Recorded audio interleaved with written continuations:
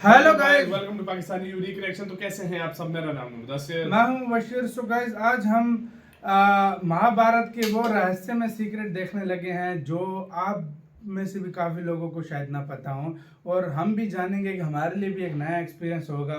तो बिना किसी देरी के देखते हैं, बाकी बातें करते हैं। महाभारत को दुनिया का सबसे बड़ा एक तरह से युद्ध बोला जाता है। तो देखते हैं, बाकी बातें करेंगे बाद में। ओरिजिनल वीडियो का लिंक मिलेगा डिस्क्रिप्शन में। तो स्टार्ट। महाभारत धर्म के लिए लड़ा गया एक ऐसा युद्ध जिसमें सिर्फ लाखों सैनिक ही नहीं बल्कि कई रिश्तों की भी मृत्यु हुई।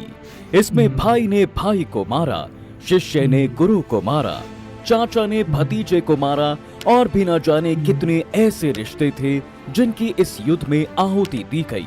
हर तरफ बहता हुआ खून और पड़े हुए शव ये बता रहे थे कि अगर समाज अधर्म की राह पर चलेगा तो महाभारत होनी तय है। वैसे हमने पहले भी आपको महाभारत से जुड़े कई रहस्यों के बारे में बताया है, पर इस ग्रंथ में इतना कुछ बताया गया है कि आप इसे जितनी बार पढ़ेंगे आपको हर बार कुछ नया ही जानने को जरूर मिलेगा। इसलिए आज हम एक बार फिर से आपको महाभारत के अनसुने रहस्यों के बारे में बताएंगे। Hidden reality. अगर आपको याद हो तो महाभारत युद्ध में भीष्म पितामह की मृत्यु का कारण शिखंडी बनी थी। वो शिखंडी जो काशी की राजकुमारी अम्बा हुआ करती थी, पर भीष्म से अपना बदला लेने के लिए उसने कड़ी तपस्या की और भगवान शिव से वरदान प्राप्त किया, जिसके परिणाम स्वरूप उसका अगला जन्म शिखंडी के रूप में हुआ और युद्ध में वो भीष्म की मृत्यु का कारण बनी। लेकिन क्या आप ये जानते हैं कि अम्बा की दो बहनें और थीं, अंबिका और अम्बालिका। उनके साथ भी वही अन्याय हुआ था जो अम्बा के साथ हुआ था, लेकिन इन दोनों ने हालातों से समझौता करके उसे ही नियति मानकर स्वीकार कर लिया था।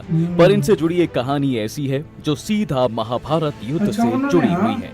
वैसे तो अंबिका और अम्बालिका का नाम महाभारत में कम ही सुनने को मिलता है, लेकिन आपको बता दें इन दोनों का विवाह हस्तिनापुर के राजकुमार विचित्रवीर्य से ही हुआ था। पर विवाह के कुछ समय बाद ही एक भयंकर बीमारी के चलते विचित्रवीर्य की मृत्यु हो गई थी। ऐसे में हस्तिनापुर की राजमाता और विचित्रवीर्य की मां सत्यवती को हस्तिनापुर के सिंहासन की चिंता सताने लगी। उन्हें डर लगने लगा कि अंबिका और अम्बालिका की संतानें न होने की वजह से इस सिंहासन पर अब कौन बैठेगा। इस समस्या का हल निकालने के लिए सत्यवती ने अपने विवाह से पहले जन्मे पुत्र ऋषि वेदव्यास को बुलाया। उन्होंने वेदव्यास को अपनी चिंता बताई और उसका हल बताने को कहा। ऋषि वेदव्यास ने बताया कि नियोग विद्या से अंबिका और अम्बालिका गर्भवती हो सकती हैं, जिसके बाद सत्यवती ने अपने दोनों बहुओं को ऋषि वेदव्यास के पास जाने का आदेश दिया और उन्हें कठिन व्रत करने के बारे में बताया। सारी बातें जानकर अंबिका और अम्बालिका इतना डर गईं कि इसका असर उनके होने वाले बच्चे पर पड़ा। जब अंबिका वेदव्यास के पास गई तो डर से उसने अपनी आंखें बंद कर ली थीं, इसलिए उसका बेटा धृतराष्ट्र अंधा पैदा हुआ। वहीं अम्बालिका डर से एकदम कमजोर और पीली पड़ गई थी, जिसके चलते जब उसके पांडु पुत्र का जन्म हुआ तो वो बहुत ही कमजोर पैदा हुआ। उधर वेदव्यास ने पहले ही सत्यवती को इस बारे में बता दिया था कि उनकी बहुओं की जो संतानें पैदा होंगी वो कैसी होंगी। इसलिए एक स्वस्थ पुत्र की कामना से सत्यवती ने एक बार फिर से अंबिका को वेदव्यास के पास जाने का आदेश दिया, लेकिन अंबिका पहले ही इतनी डर चुकी थी कि वो दोबारा नहीं जाना चाहती थी। इसलिए अगली बार उसने अपनी दासी परशरमी को वेदव्यास के पास भेज दिया, जिसके चलते कौरवों और पांडवों के चाचा विदुर का जन्म होता है, जो कुरु वंश के प्रधानमंत्री बने। महामंत्री जो थे। हाँ भाई, अच्छा ये महामंत्री थे। हम सब ने यही सुना है कि महाभारत युद्ध के बाद पांडवों ने कई सालों तक हस्तिनापुर पर राज किया था और फिर एक दिन उन्होंने अपना राजपाट अभिमन्यु के पुत्र परीक्षित को सौंप दिया और फिर स्वर्ग की यात्रा पर चले गए। कहते हैं इस यात्रा में एक एक करके सभी की मृत्यु हो गई सिवाय युधिष्ठिर के। पर क्या आप जानते हैं ऐसा एक नहीं बल्कि 2 बार हुआ था। दरअसल जब पांडव अपने वनवास के 12 साल काट रहे थे तो आखिर के कुछ दिन वो द्वैत वन के जंगल में बिता रहे थे। उन दिनों भीषण गर्मी पड़ रही थी। एक दिन तेज गर्मी के चलते पांडवों को बहुत प्यास लगी। तभी पानी की खोज में नकुल इधर उधर तालाब ढूंढने लग गए। कुछ दूर चलने के बाद जब उसे तालाब नजर आया तो उसने तय किया कि वो पहले खुद पानी पिएगा और फिर अपने भाइयों के लिए ले जाएगा। पर जैसे ही नकुल पानी पीने के लिए आगे बढ़े, वैसे ही सरोवर से एक आवाज आई अगर इस सरोवर का पानी पीना चाहते हो तो पहले मेरे कुछ सवालों का जवाब दो।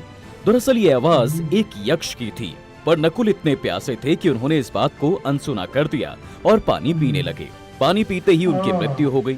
उधर जब बहुत देर नकुल नहीं लौटा तो बाकी भाइयों ने सहदेव को उसकी खोज में भेजा। सहदेव जब तालाब के पास पहुंचे तो नकुल की ऐसी हालत देखकर चिंता में पड़ गए, पर गर्मी के चलते प्यास इतनी तेज लगी थी कि उन्होंने भी तय किया कि पहले पानी पिएंगे फिर नकुल को लेकर वापस जाएंगे। पर सहदेव भी जब पानी पीने लगे तो उनके साथ भी वैसा ही हुआ। पहले भविष्यवाणी हुई और जब वो उसे अनसुना करके जल पीने लगे तो उनकी मृत्यु हो गई। ऐसे ही अपने भाइयों को ढूंढने के लिए अर्जुन और भीम भी आए, पर उनके साथ भी वही हुआ जो नकुल और सहदेव के साथ हुआ था। आखिर में युधिष्ठिर खुद उस सरोवर के पास गए। उन्होंने जब अपने भाइयों को मृत देखा तो वो बहुत दुखी हुए। दूसरी ओर प्यास से उनका गला सूख रहा था। जब वो सरोवर से पानी पीने के लिए आगे बढ़े तो उन्हें भी वो आवाज सुनाई दी, अगर इस सरोवर का पानी पीना चाहते हो तो पहले मेरे कुछ सवालों का जवाब दो। युधिष्ठिर ने इस बात को अनसुना नहीं किया। उन्होंने उस यक्ष की बात मानी, जवाब देने के लिए तैयार हो गए। यक्ष ने पहला प्रश्न किया, हवा से भी तेज चलने वाला क्या है? युधिष्ठिर ने उत्तर दिया, मन। दूसरा प्रश्न, पृथ्वी से भारी क्या है? युधिष्ठिर बोले, माता। तीसरा प्रश्न, आकाश से ऊंचा क्या है? युधिष्ठिर ने जवाब दिया, पिता। इस तरह युधिष्ठिर ने यक्ष के सारे सवालों का सही जवाब देकर उसका मन जीत लिया। आखिर में युधिष्ठिर से प्रश्न होकर यक्ष ने उससे कहा कि तुम अपने किसी एक भाई को वापस जीवित कर सकते हो। बताओ तुम किसे जीवन दान देना चाहते हो? यक्ष के पूछने पर युधिष्ठिर ने नकुल को जीवित करने को कहा। इस पर यक्ष को थोड़ा आश्चर्य हुआ। उन्होंने युधिष्ठिर से पूछा, तुम अर्जुन या भीम को भी तो दोबारा जीवित कर सकते थे और ये तुम्हारी युद्ध जीतने में मदद भी करते, फिर तुमने नकुल को क्यों चुना? युधिष्ठिर बोले, मैं माता कुंती का पुत्र हूँ, इसलिए माता माद्री के भी एक पुत्र होना बहुत जरूरी है, ताकि दोनों माताओं को कम से कम एक पुत्र तो जीवित रहे। ये सुनकर यक्ष बहुत प्रसन्न हुए और अपने असली रूप में आ गए, जो असल में धर्मदेव थे। उन्होंने युधिष्ठिर को आशीर्वाद देते हुए उनके सभी भाइयों को दोबारा से जीवित कर दिया।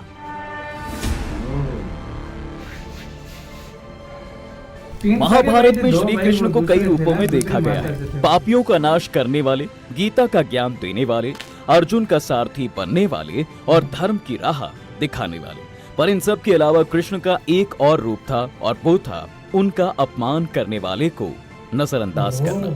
महाभारत ग्रंथ के अनुसार युधिष्ठिर ने जब इंद्रप्रस्थ में राजसूय यज्ञ का आयोजन किया तो उसमें मुख्य अतिथि श्री कृष्ण को बनाया और इस बात से सभी खुश सिवाय शिशुपाल के। शिशुपाल कभी कृष्ण को पसंद नहीं करता था। उनके मन में उनके लिए बहुत ईर्ष्या थी। इसी के चलते जब श्री कृष्ण राजसूय यज्ञ में आते हैं तो वो भरी सभा में उनका अपमान करने लगा। पर एक वचन के कारण श्री कृष्ण शिशुपाल द्वारा किए गए अपमान को नजरअंदाज करने लगे। पर आखिर ऐसा कौन सा वचन था जिसने कृष्ण को बांध रखा था? दरअसल शिशुपाल की मां कृष्ण की बुआ थी और उन्होंने अपनी बुआ से यह वादा किया था कि वो शिशुपाल की 100 गलतियों को माफ कर देंगे। पर ऐसा क्या हुआ था जो कृष्ण को अपनी बुआ से ये वादा करना पड़ा? बता दें, जब शिशुपाल का जन्म हुआ था तो वो बिल्कुल भी साधारण बच्चों जैसा तो नहीं था। उसकी 3 आंखें और 4 हाथ थे। इतना ही नहीं, उसके जन्म पर यह भविष्यवाणी भी हुई कि जिस दिन शिशुपाल उस व्यक्ति की गोद में बैठेगा जो भविष्य में उसका वध करेगा, उसी दिन वो साधारण बच्चों की तरह हो जाएगा। और ऐसा हुआ भी। जैसे ही शिशुपाल की मां ने उसे कृष्ण की गोद में बैठाया, उसी समय उसकी 1 आंख और 2 हाथ गायब हो गए। कृष्ण ये बात पहले से जानते थे, इसलिए उन्होंने अपनी बुआ को वचन दिया कि वो शिशुपाल की 100 अपमानों को माफ कर देंगे। आपको बता दें, बड़े होने के बाद शिशुपाल रुक्मणी से विवाह करना चाहता था, लेकिन रुक्मणी कृष्ण से प्रेम करती थी और उन्होंने उन्हीं से विवाह भी किया। कहते हैं इस बात ने शिशुपाल के मन में कृष्ण के लिए और जहर घोल दिया था।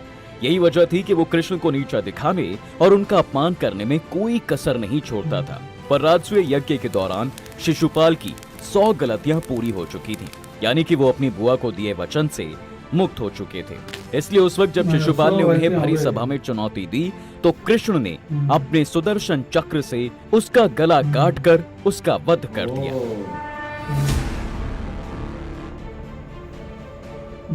महाभारत युद्ध के 17वें दिन गांधारी अपने 99 पुत्रों को खो चुकी थी। उसका सिर्फ एक पुत्र जीवित था और वो था दुर्योधन। इसलिए किसी भी हाल में वो उसे खोना नहीं चाहती थी। दुर्योधन की रक्षा के लिए गांधारी ने तय किया कि भाई वो अपनी शक्तियों से उसे इतना मजबूत बना देगी कि उसकी मृत्यु होना असंभव हो जाएगा।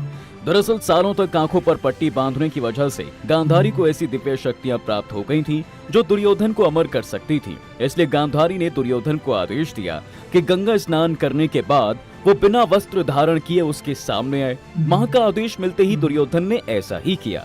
लेकिन जब गंगा स्नान के बाद वो अपनी मां के पास जाने लगा तो रास्ते में उसे कृष्ण मिले। उन्होंने उसके मन को भटकाते हुए कहा कि इतने बड़े पुत्र का अपनी मां के पास ऐसे जाना बहुत शर्मनाक है। कृष्ण की इस बात ने दुर्योधन को दुविधा में डाल दिया, इसलिए उसने कृष्ण की बात मानते हुए पास पड़े हुए पत्तों से अपनी कमर ढक ली और माता गांधारी के सामने पहुंच गया। गांधारी ने अपनी आंखों से पट्टी हटाकर जैसे ही दुर्योधन को देखा, उसका नहीं तो पूरा वार शरीर जीत वज्र जाता के भाई समान दुर्योधन। कठोर हो जाता हाँ है, भाई। पर सिवाय उन अंगों के हाँ। जो उसने पत्तों से ढक लिए थे। कहते हैं अगले दिन जब दुर्योधन और भीम का युद्ध हुआ तो भीम का कोई भी प्रहार दुर्योधन पर असर नहीं कर रहा था। तब भीम की मदद करते हुए कृष्ण ने उसे दुर्योधन की जंघा पर वार करने का इशारा किया, क्योंकि पत्तों से ढके होने की वजह से सिर्फ वही अंग वज्र के समान नहीं हो पाए थे। कृष्ण का इशारा मिलते ही भीम ने दुर्योधन की जंघा पर वार करके उसे मृत्यु के घाट उतार दिया और इसी तरह अधर्म पर धर्म की जीत हुई।